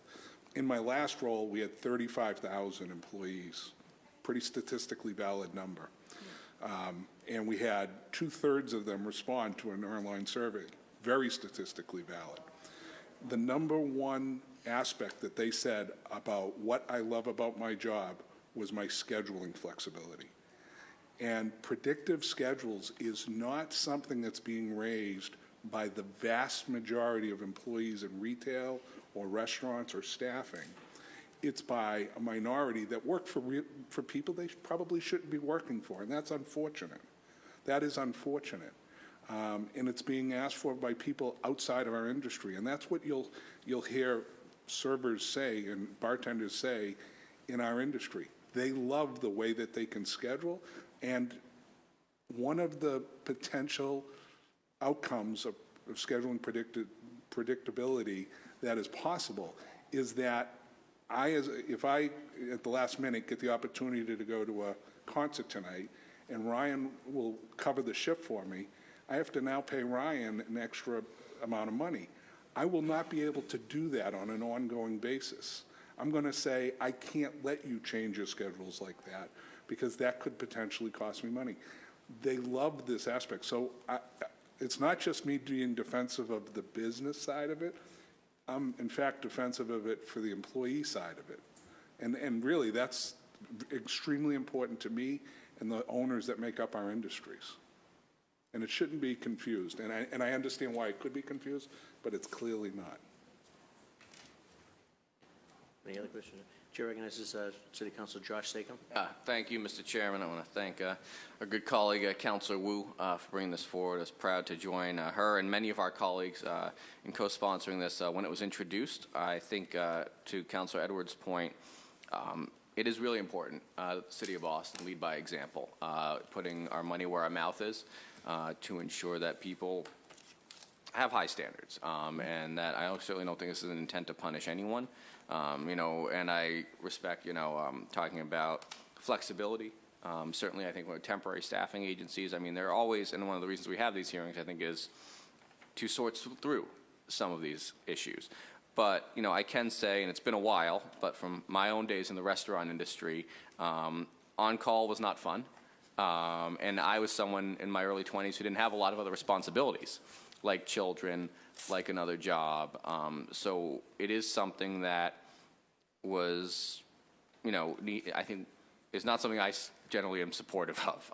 I understand in some cases it's necessary, but what we're seeing across the country, other jurisdictions, other organizations that are really, I think, stepping up and saying, we can do this with our government contracts, with our city money. That's something the City of Boston has a long history of doing, whether it's on social justice issues, whether it's been on global issues, whether it's on making sure we're just doing the best we can in the City of Boston. So I certainly want to make sure what we're doing doesn't have unintended consequences, but I do fully support the intent of this bill. I look forward to these continued discussions, and I apologize for being a little bit late. I had a family obligation, but I will be reviewing the earlier testimony on videotape and want to continue this work, and certainly with the lead sponsor and the chairman and our colleagues in getting something productive and constructive done on this issue. Thank you. Very good. Thank you, Councilor Zagam. And it's now it's going to be the shifting. So you're welcome to stick around if you can. We're going to shift to public testimony now. I see Sam Tyler from the Municipal Research Bureau. Sam, you want to come down and offer comments from Municipal Research Bureau? And then we have folks that have signed the sign-in sheet. I see an old pal, Ed Smith. Ed, you've signed the sheet, but you didn't check off whether you would testify. Do you wish to testify? Very good. So thank you, Bob, Ryan, Jeremy, and Stuart. Sam, if you could make your way down, offer testimony on behalf of the Municipal Research Bureau. And then we'll go to the public microphones for public testimony.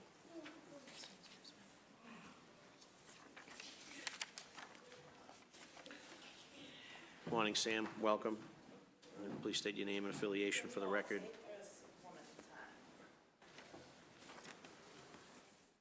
Mr. Chairman, for the record, my name is Sam Tyler, President of the Boston Municipal Research Bureau.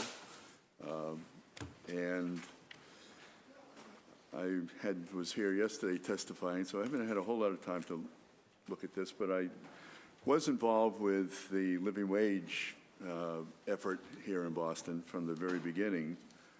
And so when I was reading the ordinance, it all sort of came back. I mean, that was an ordinance that was politically motivated, but required extensive revisions to make it more palatable and not create a problem for the city. I'm not equating this ordinance with that situation. I'm just talking about the similarity. I guess a lot's been said already. So I'll take it from the perspective of an organization that is concerned about the city's finances and management and operation. And I think, so this raises questions. I think this is an expansion of living wage in terms of coverage. I don't think there's any question about that. The language seems similar, but I think there are issues where there are exemptions for living wage that don't apply here.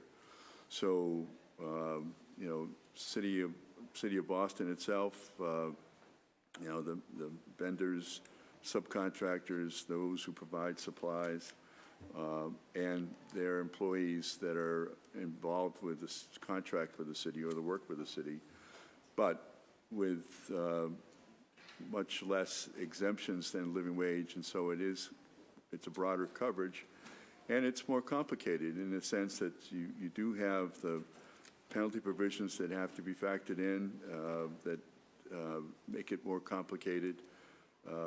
And it raises questions in terms of what does this mean for the city of Boston in terms of its own expenses. And I know that around the country, you know, the Fair Work Week laws, ordinances are more limited to retail or hourly workers for retail and fast food, some restaurants. This is really limited to those entities that have certain employee levels. That's not part of here in terms of trying to distinguish. It really is a broad base that covers everyone. But it would seem that this would require, even with technology, you know, more, I guess, more work by the city, and therefore I would think more employees that would have to be hired to manage, to monitor all aspects of this ordinance, and would also wonder what the impact would be in terms of this added responsibilities that would be required of the contractors, subcontractors, in terms of their own work, and whether that would result in higher bid prices to the city. over time. And, you know, having watched this kind of action over many years, I also wonder, I mean, some of these provisions would look like they would also be part of a, you know, a collective bargaining agreement, and, you know, whether some of this is more of an end around to achieve a goal that hasn't yet been achieved through collective bargaining.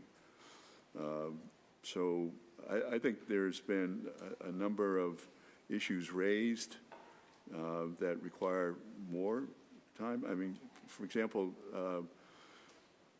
I guess the ordinance generally is hourly workers. So I didn't see that necessary requirement in this ordinance. So does that mean that it applies to all city employees, for example?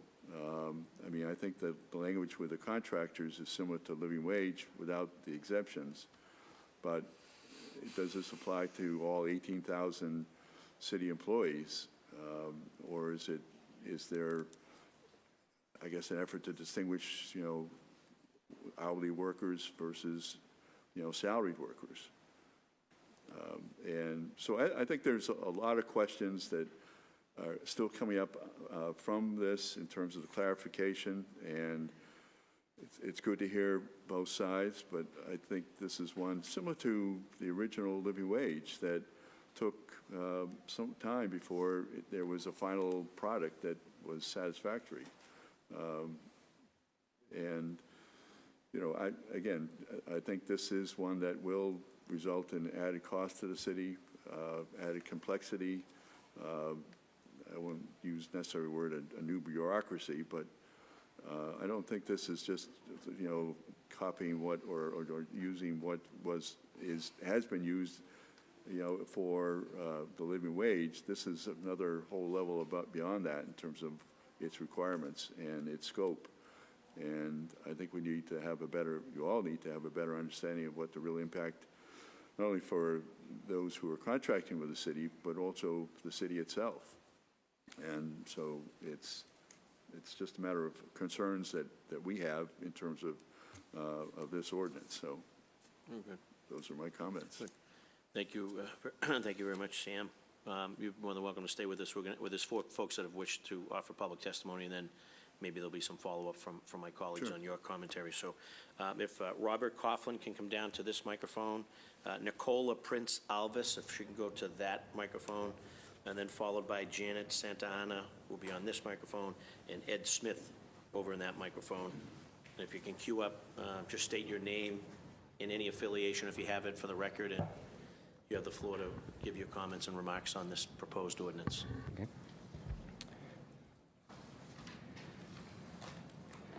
Mr. Chair, councilors, my name is Robert Coughlin. Ma'am, it'll turn on when, after this gentleman goes, you're next, and it'll turn on when you're ready to speak. Go ahead, Robert. Apologies. I'd like to thank you for this opportunity to address the committee. And my name is Robert Coughlin. I'm the controller of John Leonard Employment Services. We are a small woman-owned staffing agency in the city of Boston. We have been in the city of Boston since 1969.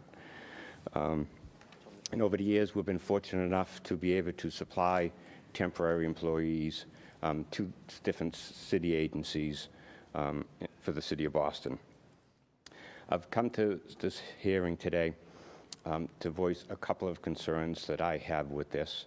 As a lot of people have mentioned before, the definition of what is a covered employee and a covered employer is very wide-ranging and would sort of cover all of the things that we have to do. And I think it would be virtually impossible for a staffing agency to comply with the regulations, with advance notices and so on. You know, we do have a bench of workers. It's within the thousands. So if the city needs a particular type of position, you know, we have a vast number of employees that we could do that. So compensating all of those, as might have been suggested earlier, would certainly be unreasonable. And, the city certainly couldn't afford to cover our 3,500 employees that we have on a flexible schedule. As was stated before, the nature of staffing, and one of the highlights of it, or the most important thing, is the flexibility. Much to do with a substitute teacher, et cetera, we have, a lot of people that really do this and prefer to work that way on a flexible schedule. We have what we refer to as a SWAT team. So it's a number of employees who will call us up today and say, I'm available to work tomorrow on any short-term notices you get. So therefore, if someone were to call in at any one of our clients and, a receptionist being sick, we have those people available and we could send out, and within a couple of hours, we can replace that person and help our client function and, not miss a beat.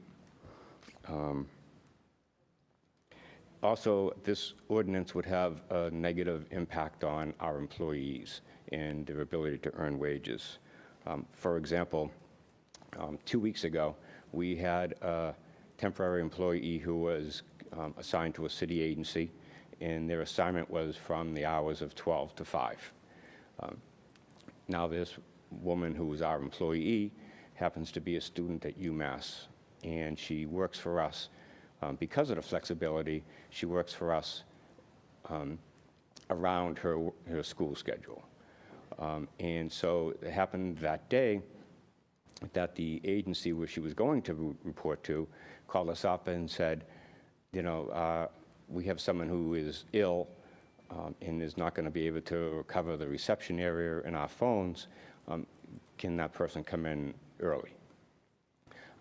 Now, we would virtually be unable to do that without the required notifications, without the agency notifying anybody else if they could do that. And by not having our employee given the flexibility to show up an hour or 2 or 3 hours early and earn some extra money, we really, hampered our employee.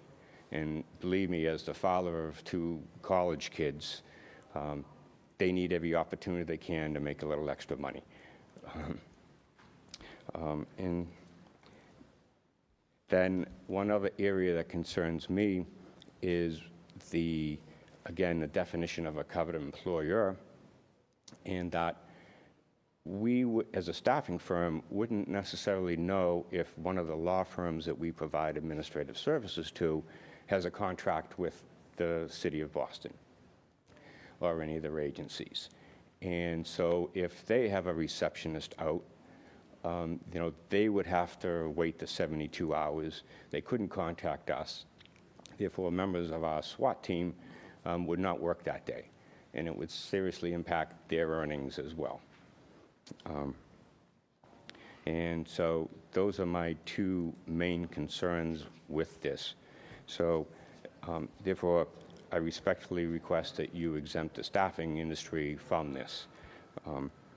Councilor Wu, you had mentioned earlier before about are there any other ordinances out there that have addressed staffing? And in 2017, Oregon passed a similar situation, a bill, and they explicitly exempted staffing industry from it.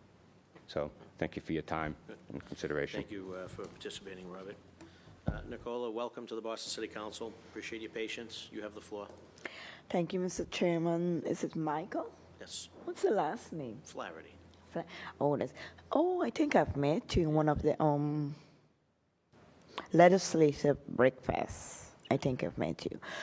My testimony today, and my colleagues and fellow constituents, I thank you for this opportunity, and I appreciate the time that you are taking to listen to me. I always wanted the right forum for the right things, because too much has been going on for our African American communities, and no one has been representing us in a proper manner. I always talk to Cox or Fox, what's her name again? Gloria, and I was never available to work with her in community. I work with Parents United for childcare and had to do it with a child with no babysitting fees and no babysitter. And it was hard and no car. I am a active duty spouse of the USA Army, Volunteer of the Year 1994, Mother of the Year 1998, the Gorilla Books, and I am actively working on improving my life with Wheelock College, Springfield College, and finished Wheelock College at Urban College. The problem is my husband wants to tour with the USA Army and live wherever he pleases and wants to leave me to fend for myself with my child and do all the work wherever they wanted something they can help, I can help out. And I have encountered a lot of homelessness. And most importantly, one of the difficult homelessness came from working for Domestic Peace Corps, Action for Children today. It was difficult because they did not pay me more than $300 stipend. I got into an accident when my daughter was 4 years old, and I used that accident money that I won to pay my $675 rent and my light bill and other things. Sorry if I get emotional because it was difficult. My husband did it without a child. I did it with a child, and he was difficult. He was always had problems with his family and needed someone to talk to him, and he needs a lot of counseling and a lot of help, and he's not the kind of person that can sit down and listen to he's a sexist as far as I'm concerned. Putting all of that aside, I was told to take some money that he sent from the first IRS produce W-2s that were presented in while I was in Panama with him to buy a car. I couldn't because I had to use it to buy clothes and food and shelter for myself and my daughter Michelle in Akita house. Our problem became more problematic when I couldn't get to UPS at nights, and also when the accident happened, I had to go to work with her during the day so that I can spend time, and she couldn't understand what she had to do in school and push it because I was with her in Panama. So she became very dependent and very demanding. I actually did it working day and night, working 2 jobs. I actually paid my way to Wheelock and work pardon me, as a closer at Children's Hospital for 2 hours. And I continued to go to CNA classes because I wanted to experience that field too, because I was trying to do that for my mother's sake. And I decided to do that, and I decided to do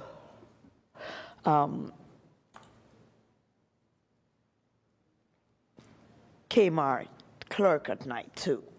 Because I was so hurt, I buried myself in work and just keep doing because people were abusive or very intrusive in the building I was living in.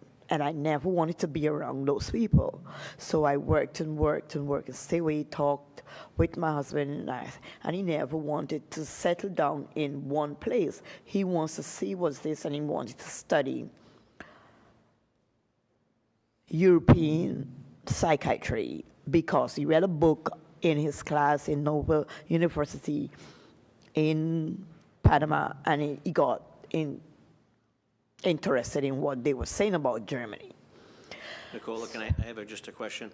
Are you currently getting veteran VA benefits? The VA is not paying me, but the SSI and the SSDI is paying me. All right, so Because the social workers say I was working in Boston, and the Boston, they actually make it a big problem, but the state, the SSI and the SSDI and all kinds of stuff, and the VA claimed that they were paying too when I went to Boston Legal Service the first time, the second time, the third time. Okay. And it keep becoming problematic because I went to a church called Charles Street AME that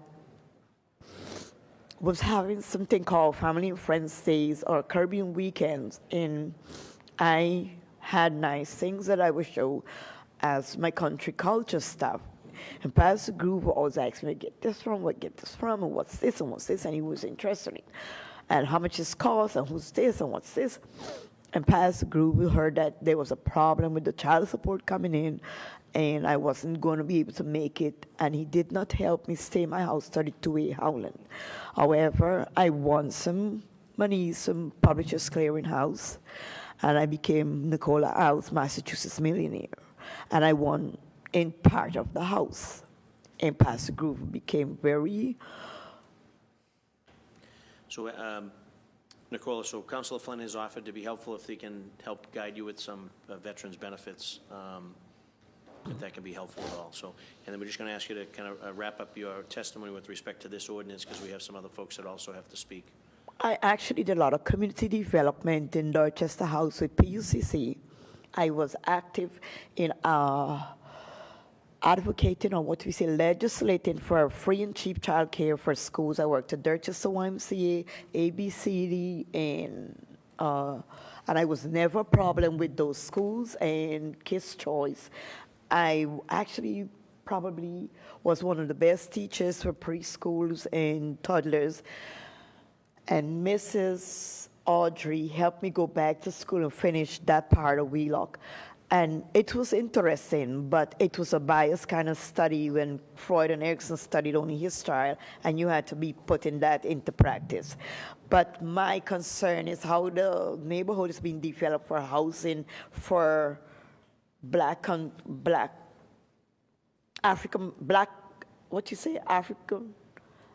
Americans.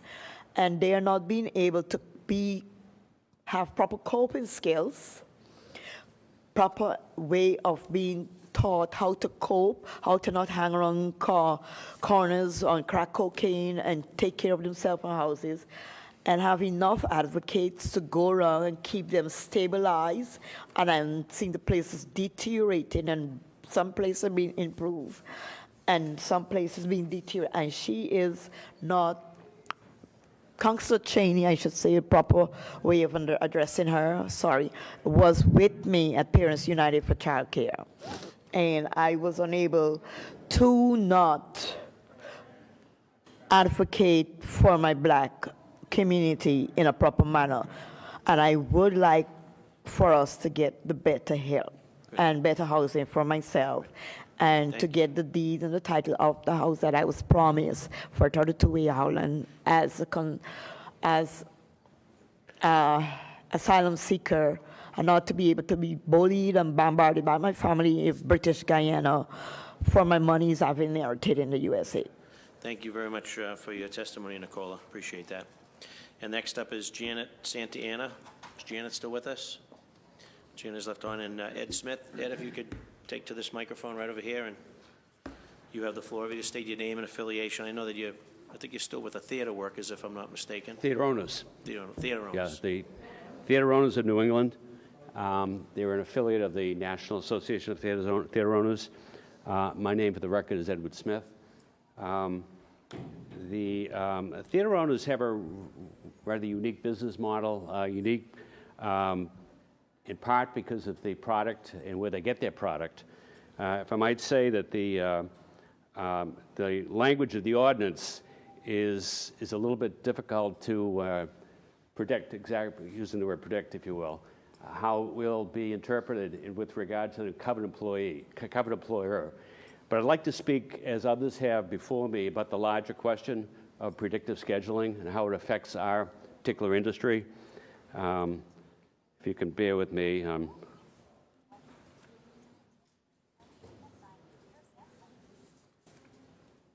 Apologize.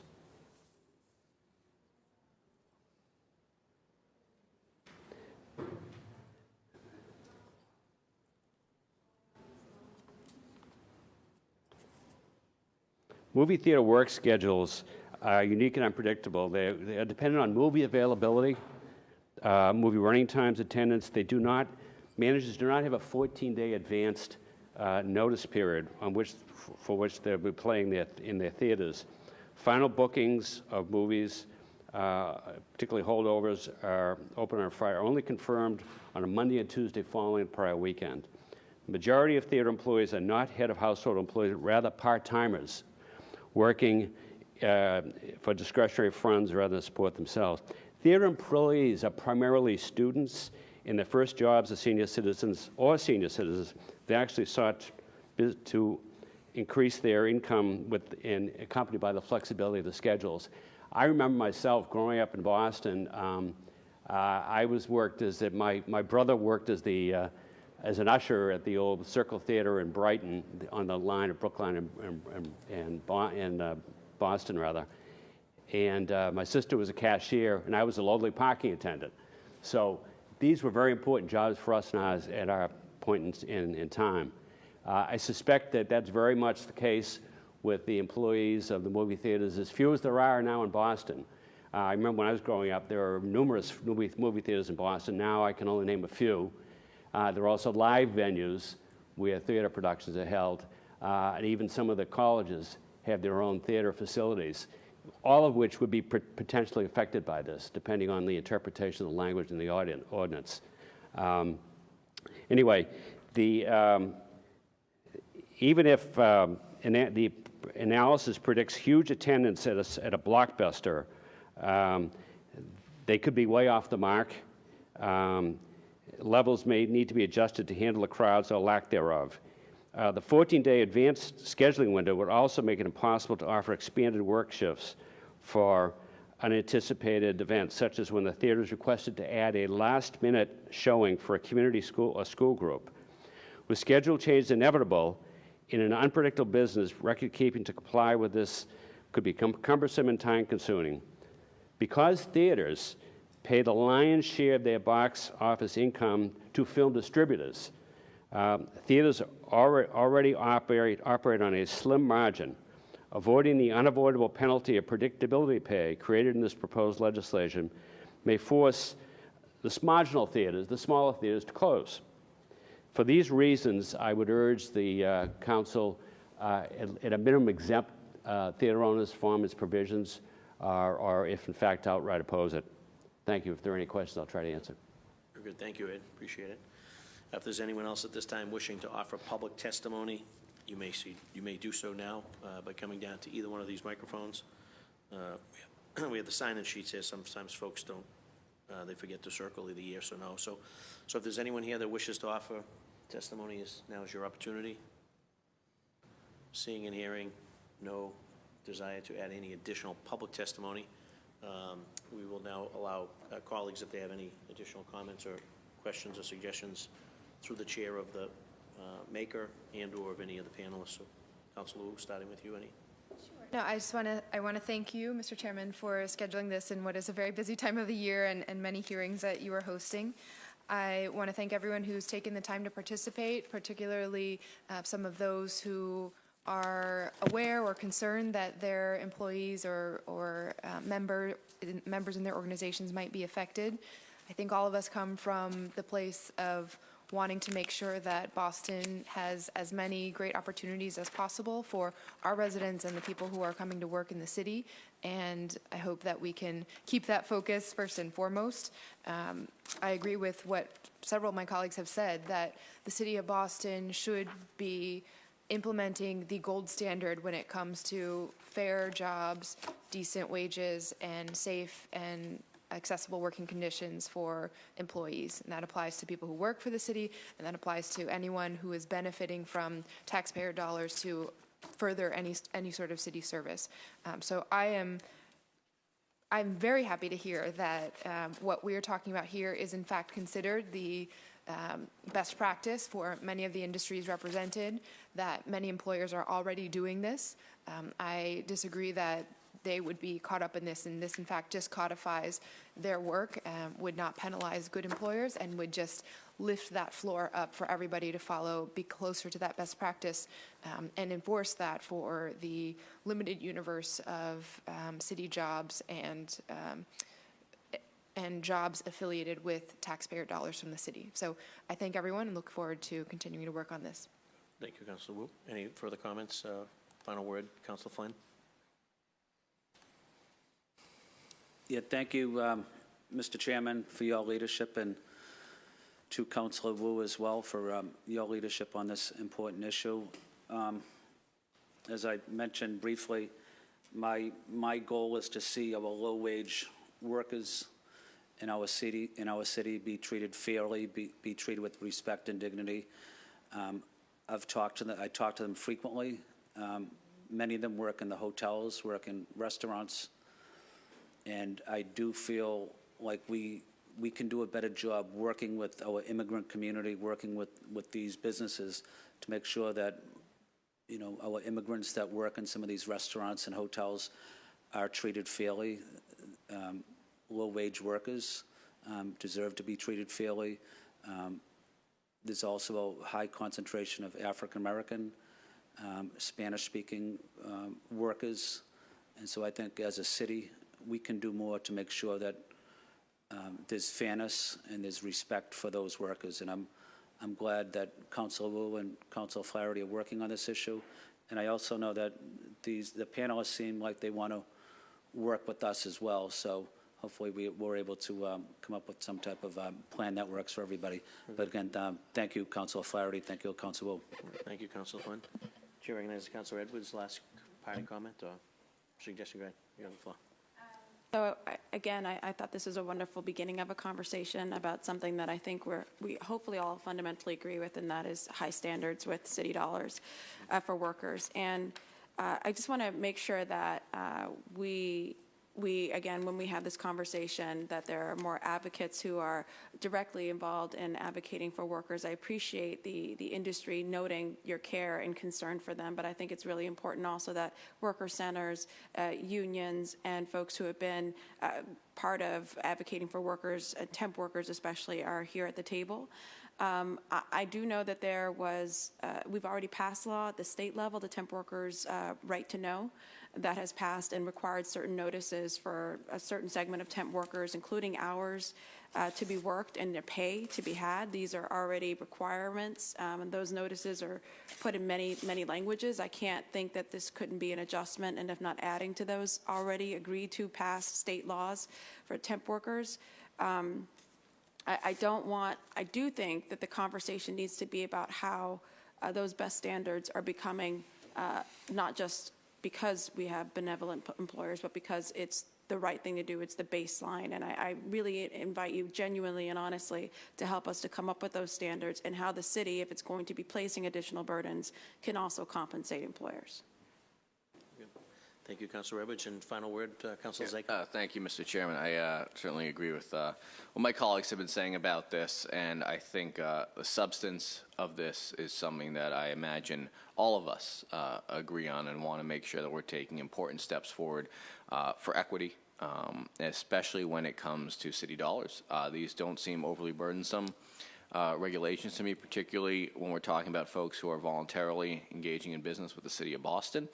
Certainly to Councilor Edwards' point about compensation, that's certainly part of it, and I would expect that folks wouldn't be bidding on contracts with the city of Boston if it doesn't work for their business. And I think so. I look forward to working with you, Mr. Chairman, with Councilor Wu as the author of this legislation. If there are, some technical changes or definitions or whatever it is to make sure that this ordinance works as intended, but certainly the substance of it to provide predictability, fairness to people who are employees of the city of Boston, certainly, but also those who are benefiting from our contracts. I want to commend Councilor Wu for her continued work on this, both in equity and contracting and employment standards and everything that this body can be doing to do it, because there's been a huge abdication, certainly at the federal level, and we are, as the largest city in New England, I think it's important for us to set a standard, and I think we can and should be doing this, so I look forward to working with our colleagues on a final version of this bill.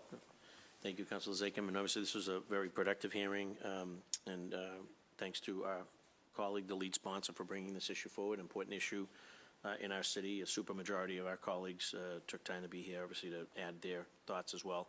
And the panels, I thought, were very informative and working through the chair and also with the lead sponsor. Your flexibility and amenability to meet with all sides of this issue is obviously important. It speaks to your leadership on this issue. So with that, Docket 1543, an ordinance regarding Fair Work Week employment standards for the City of Boston contractors. The Committee on Government Operations will be adjourned. Thank you.